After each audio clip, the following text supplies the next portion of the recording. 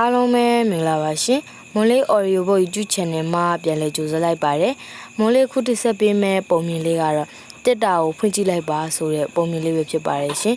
ပုံမြင်လေးကိုမတင်ဆက်ခင်မွန်လေးရဲ့ Audio Book YouTube Channel လေးကို Like and Subscribe လေးနှိပ်ပြီးတော့ကြပါအောင်ရှင်ကျေးဇူးအများကြီးတင်ပါတယ်ရှင်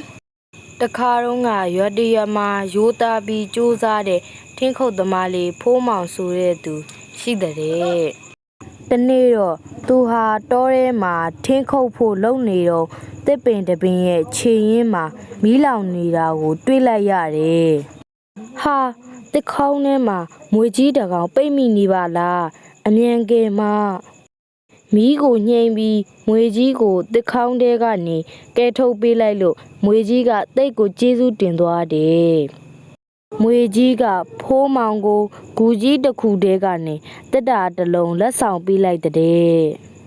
ဖိုးမောင်လည်းတက်တာကိုထမ်းပြီးအိမ်မြန်လာခဲ့တယ်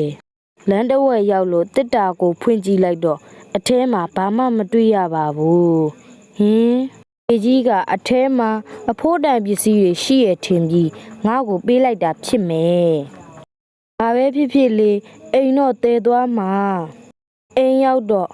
ဗိုက်စားလိုက်တာတခုခုစားရရင်ကောင်းမှာပဲအားတဲကအတန်တခုထွက်လာတယ်တစ်တာကိုဖွင့်ကြည့်လိုက်ပါဖိုးမောင်ချက်ချင်းဖွင့်ကြည့်လိုက်တော့ဟာစားစရာတွေပါလားဒါမှော်တစ်တာပဲဖြစ်ရမယ်ဝမ်းသာလိုက်တာဖိုးမောင်လည်းဗိုက်စားနဲ့စားပြီးအိပ်ပျော်သွားတယ်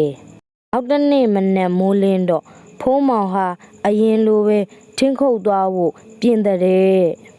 ဒီအချိန်မှာတစ်တာတဲကနေအတန်တကူထွက်လာပြန်တယ်တစ်တာကိုဖွင့်ကြည့်လိုက်ပါဖိုးမောင်လည်းတွားဖွင့်ကြည့်လိုက်တော့ဟာပတ်စံတွေပါလားဖိုးမောင်ဟာမှော်တစ်တာကြောင့်ထင်းခုတ်ထွက်เสียမလို့တော့ပဲနေနိုင်စားနိုင်နေတဲ့ရွာတဲကတထေးဦးလောဘဟာဖိုးမောင်ရဲ့မှော်တစ်တာအကြောင်းကိုသိသွားပြီးဖိုးမောင်အိမ်ကိုသွားကဟေးဖိုးမောင်ငါပြောက်သွားတဲ့မှော်တစ်တာကမင်းစီမဆိုပြန်ပေးစမ်းရိုးသားတဲ့ဖိုးမောင်ကဟုတ်ပါတယ်ဒီမှာပြန်ယူသွားပါဘာပါလဲဝမ်းသာအားရနဲ့မှော်တစ်တာကိုယူပြီးသူ့အိမ်ကိုပြန်လာတယ်အိမ်ရောက်တာနဲ့အထဲမှာရွှေလားငွေလားကဲဖွင့်ပြီဟေးတစ်တာထဲကနေလေဝေကြီးတစ်ခုထွက်လာပြီးတိုက်လိုက်လို့အိမ်ပြိုပြီးဦးလောဘခမအသက်ဆုံးရှုံးသွားရရှာတယ်မှော်တစ်တာလည်းလေဝေနဲ့အတူလင်းပါသွားတဲ့နောက်တစ်နေ့မနေ့ရောက်တော့မှော်တစ်တာမရှိတော့တဲ့ဖိုးမောင်ဟာအရင်လိုပဲထင်းခုတ်ထွက်ဖို့ပြင်နေတော့အိမ်ထဲကနေအတန်တခုထွက်လာတယ်တစ်တာကိုဖွင့်ကြည့်လိုက်ပါမှော်တစ်တာလေးပြန်ရောက်နေပါလားဖိုးမောင်ဝမ်းသာအားရနဲ့ဖွင့်ကြည့်လိုက်တော့ဟမ်ဘာမှလည်းမရှိဘူးအတန်ကြားလို့နောက်လှည့်ကြည့်လိုက်တော့မှမင်းမပြိုတူကိုတွေ့လိုက်ရတယ်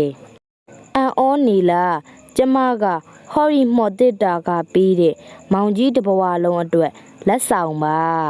နောက်ဆုံးတော့မှော်တစ်တာလေးကိုဘသူမှမယူရဲကြတော့ပဲဖိုးမောင်တို့ဇနီးမောင်နှံဟာပျော်ရွှင်စွာနေထိုင်သွားကြတော့တဲ့ကွယ်အားလုံးကိုကျေးဇူးများတင်ပါတယ်ရှင်မွန်လေးရဲ့တစ်တာကိုဖွင့်ကြည့်လိုက်ပါဆိုတဲ့ပုံမြင်လေးကိုအဆုံးထိကြည့်ရှုနားဆင်ပြီးတဲ့အတွက်ကျေးဇူးများတင်ပါတယ်ရှင်နောက်လာမဲ့ကာတွန်းရုပ်ပြဇာတ်လမ်းလေးတွေကြည့်ကြည့်ရင်လည်းမွန်လေး Audio Book YouTube Channel လေးကို Like and Subscribe လေးနှိပ်ပြီးသွားကြပါအောင်ရှင်ကျေးဇူးများတင်ပါတယ်ရှင်